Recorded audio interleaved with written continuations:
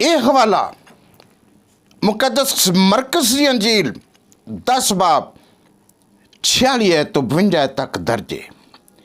यीशु मसीह एक दिन गुजर रहे सन, शागिर्द ते बहुत बड़ा हजूम उन्हां दे नाल सी ते एक राह दे किनारे नाबीना भिकारी बैठा होया जिसका नाम बरतुलमाई है।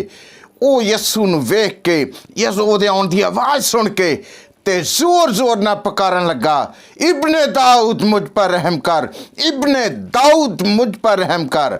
ते शागिर्दां ने उन्हें चुप कराना चाहया। ते सुनो,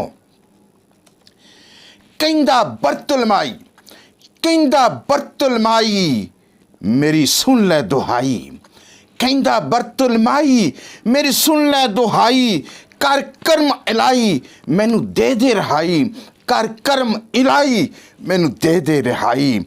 बैठा राह दे किनारे, बैठा राह दे किनारे लगातार वो पुकारे, बैठा राह दे किनारे लगातार वो पुकारे, इब्ने दाऊद प्यारे कर्म कर बख्शन हारे, इब्ने दाऊद प्यारे कर्म कर बख्शन हारे। उसने रौला पाया, उसने रौला पाया, शागिर्दां ने चुप कराया। उसने रौला पाया, शागिर्दां ने चुप कराया। यीशु ने आग सुनाया, उसनू अपने कोल बुलाया। यीशु ने आग सुनाया, उसनू अपने कोल बनाया।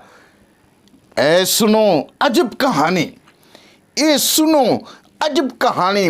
यीशु ने फिर मिट्टी सानी, ये सुनो अजब कहानी।